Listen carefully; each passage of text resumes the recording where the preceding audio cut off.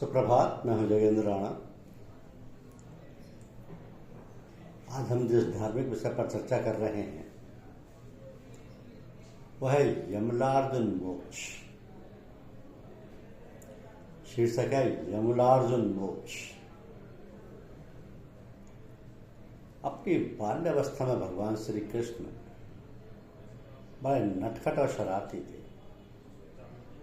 उनकी प्रतिदिनों की शरारतों से माता यशोदा बहुत तंग आ गई थी, लेकिन इन सभी शरारतों के साथ ही बालक कृष्ण का नटखटपन सभी को भाता भी था। एक बार यशोदा माता ने मक्खन निकाला और उसे रखकर किसी कार्य से रसोई के अंदर गई।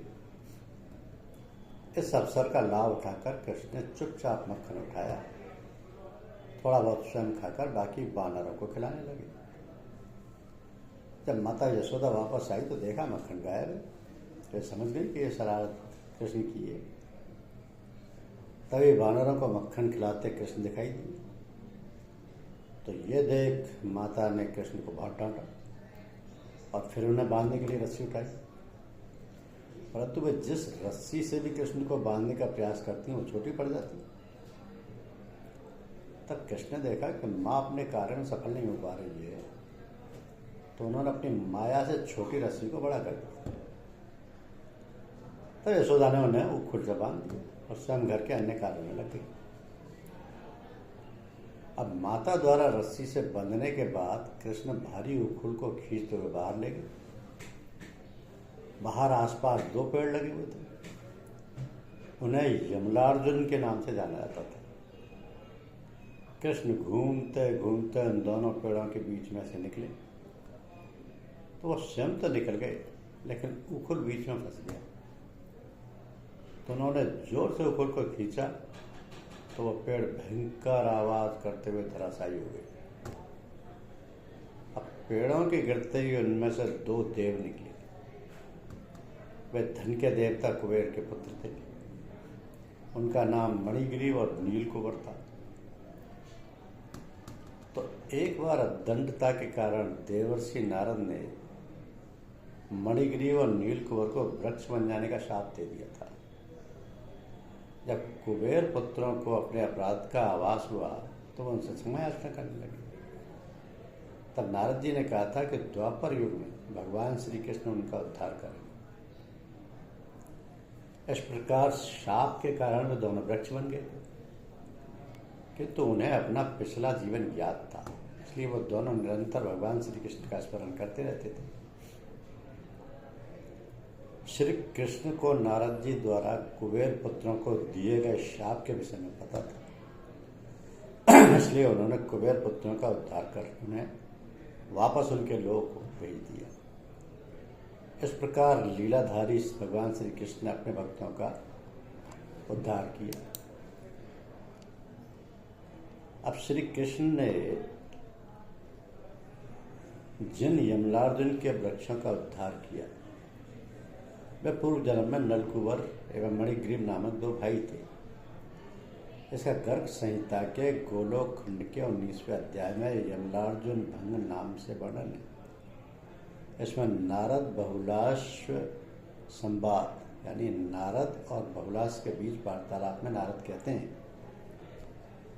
कि एवं देवल शापेन वृक्षतम प्रापितो नृप नलकुबर मणिग्रीवो श्री कृष्ण विमोचिते।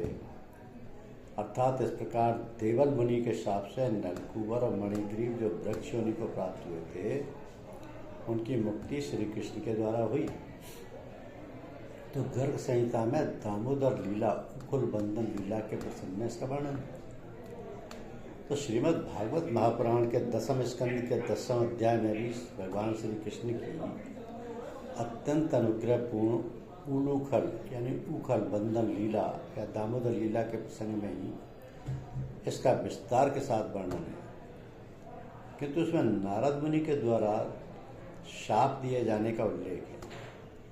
गर्ग संहिता तथा श्रीमद् भागवत में पूरी कथा एक समान है, केवल शाप देने वाले मुनि का नाम में अंतर है।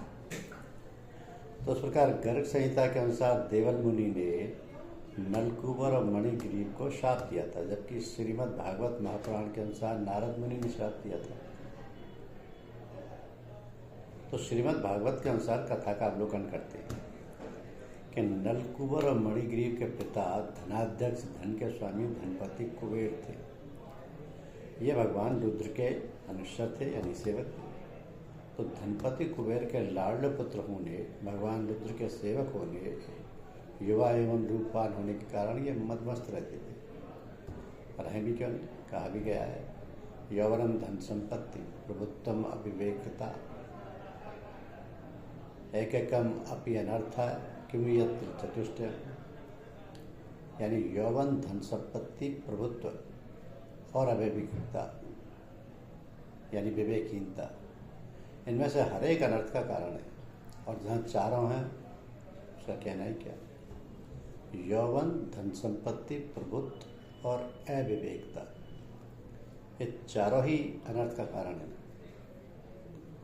तो नलकूबर और मणिग्रीव दोनों कैलाश के रमणीय उपवन में मंदाकिनी यानी स्वर्ग गंगा के तट पर वारुणी मदिरा पीकर कमल से सुशोभित मंदाकिनी में अनेक सुंदर स्त्रियों के साथ जल की क्रीड़ा कर रहे थे। संयोग व सुधर से परम समर्थ देवर्षि नारद गुजर रहे थे। उन्होंने उन मतवाले यक्ष युवकों को देखा। देवर्षि नारद को देखकर वस्त्रहीन अप्सराएं ले जा गई तथा शाप के डर से उन्होंने झटपट अपने कपड़े पहन लिए, परंतु दोनों भाई यक्षों ने अपने कपड़े नहीं पहने। जब देवर्षि नारद ने देखा कि ये देवताओं के पुत्र होकर श्रीमद से अंधे और मदिरापान करके उन्मत्त हो रहे हैं, तब उन्होंने उन पर अनुग्रह करने के लिए उन्हें शाप देते हुए कहा कि दो दृष्टा मदिरा मत्तो श्री मदांधो सुरात्मजो त्योरनुग्रह अर्थाय शापम दासन विदम जगो यदुमो लोकपालस्य पुत्रो भूत्वा तुम प्रतो न निवासम आत्मनम विराजिते सद्बुद्धो।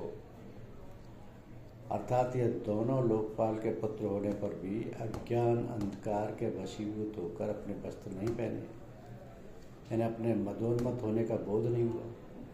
अतः अहर्त स्थावरताम शाताम ना एवं यथा पुनः स्मृति स्यात् मत प्रसादेन तत्रापि मतरानुग्रहात्, इसलिए दोनों दक्षयोनि में जाने के योग्य है। ऐसा होने से इन्हें फिर इस प्रकार का अभिमान नहीं हुआ। वृक्षयोनि में जाने पर भी मेरी कृपा से इन्हें भगवान की स्मृति बनी रही। तो वासुदेवस्य सान्निध्य लब्धता दिव्य शरत उत्सते वृद्धेश्वर लोकताम भूयो लब्धवती भविष्यते। अर्थात मेरे अनुग्रह से देवताओं के 100 वर्ष बीतने पर इन्हें भगवान श्री कृष्ण का सानिध्य प्राप्त होगा और फिर भगवान के चरणों में परम प्रेम प्राप्त करके ये अपने लोक में चले आएंगे। नारम ज्ञान ददाती इति नारद नार का एक अर्थ ज्ञान भी है, क्या तो महर्षि नारद ज्ञान देने वाले परम गुरु हैं। गुरु कृपा से ही भगवान के अनुग्रह की भी प्राप्ति होती है। देवल का भी अर्थ एवं देवलाती इति देवल, देवलाक अर्थात उनके कारण देव भगवान श्री कृष्ण के उद्धारार्थ उपस्थित हों। ऐसे परम देव सेवक परम गुरु ही देवल मुनि हैं। तो जो ज्ञान कृष्ण जी ने अर्जुन को दिया था वही गीता में लिखा है। गीता में भगवान ने कहा कि संसार रूपी वृक्ष की जड़ें ऊपर की ओर तथा शाखाएं नीचे की ओर है। भगवान इसका मूल है, भगवान इसका मूल है। तो ये जो कथा है ये श्री कृष्ण जी की लीला है। उनकी बचपन की लीलाएं बहुत सारी हैं। तो कान्हा की माता यशोदा कान्हा को बहुत लाड प्यार करती थी। वैसे तो नंद जी यशोदा माता के घर में अनेक सेवक थे। नंद जी और यशोदा माता के घर में अनेक सेवक थे, परंतु बाल कृष्ण की प्रत्येक सेवा यशोदा माता स्वयं करती थी। तो एक दिन यशोदा माई ने घर के सभी दासियों को दूसरे कामों में लगा दिया और कान्हा को माखन खिलाने के लिए स्वयं दही मतने लगे। तभी कान्हा अपनी माई के पास आए। उन्होंने यशोदा माता को दही मतने से रोक दिया और स्वयं उनकी गोद में कूद कर चढ़ गए। तो यशोदा माई कान्हा को दूध पिलाने लगी। उसी समय चूल्हे पर रखे हुए पतीले में दूध उबलने लग गया।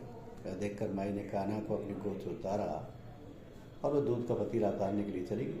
यशोदा माता छोड़कर चली गई। ये देखकर कान्हा ने एक पत्थर उठाया और पास रखी मटकी पर दे मारा। मटकी फूट गई और दूध दही भूमि पर फैल गया। उसके बाद कान्हा रोने लगे और दूसरी मटकी से माखन खाने लगे। तो वहाँ पर आए बंदरों को भी माखन खिलाने लगे। यशोदा माई वापस आई। कान्हा की करतूत देख छड़ी लेकर कान्हा के पास पहुंची। कान्हा ने माई को देखा तो वो उनके पीछे के दरवाजे से भागी। यशोदा माई उनको पकड़ने के लिए पीछे भागी। जब कान्हा ने देखा कि माई थक गई है तब वो एक जगह खड़े हुए ताकि माई उन्हें पकड़ सके। तो माई ने कान्हा को पकड़ लिया और वो कान्हा का हाथ पकड़कर उन्हें ढांकने लगी। उसके बाद माई ने कान्हा को बांधने के लिए रस्सी मंगाई और उन्हें उखड़ से बांध दिया और वे अपना काम करने चली गई। परंतु वे तो कान्हा थे, उन्होंने देखा माई अपना काम कर रही तो उन्होंने भी अपना काम करना आरम्भ कर दिया। और उनके भवन के बाहर यमलार्जुन के 2 वृक्ष थे। नारद मुनि जी के साथ से नीलकुबर और मणिग्रीव नामक यक्ष यमलार्जुन के वृक्ष बन गए थे। तो उन्हें साप से मुक्त करने के लिए छोटे से कान्हा उखल को खींचते हुए नंद भवन के बाहर आ गए। उन्होंने उखल को दोनों वृक्षों के बीच में फंसाया और जोर से खींचने लगे। तो कृष्ण तो साक्षात भगवान थे, इसलिए बालक होते हुए भी उन्होंने अपनी शक्ति से दोनों वृक्ष गिरा दिए। भयानक आवाज हुई। उन वृक्षों में से दिव्य प्रकट हो गए दिव्य पुरुष जो नीलकुबर और मणिग्रीव यक्ष थे। तो भगवान श्री कृष्ण ने उन्हें शाप मुक्त कर दिया, उनका उद्धार किया। इसलिए दोनों ने उनके चरणों में कृतज्ञता व्यक्त की और अपने धाम को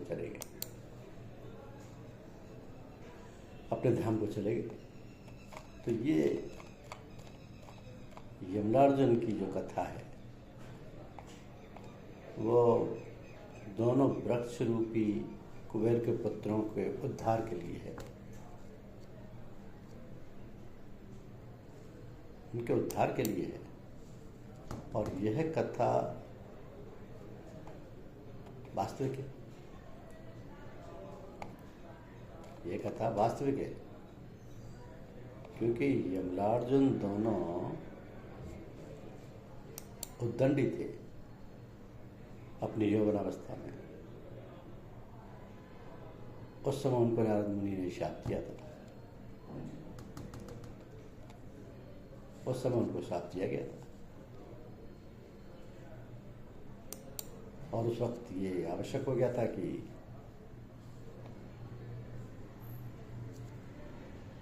उनके लिए उन्हें उनके लोग वापस भेजा जाए।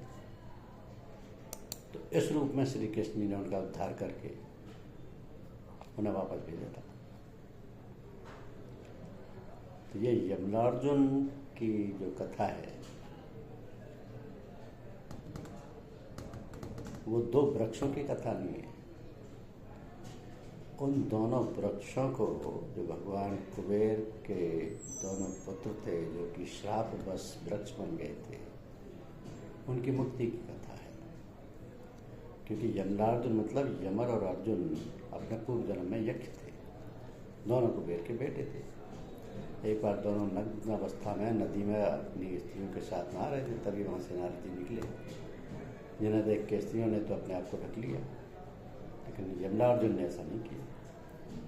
तो नारद जी ने दोनों को श्राप दे दिया कि जाओ तुम दोनों वृक्ष बन जाओ।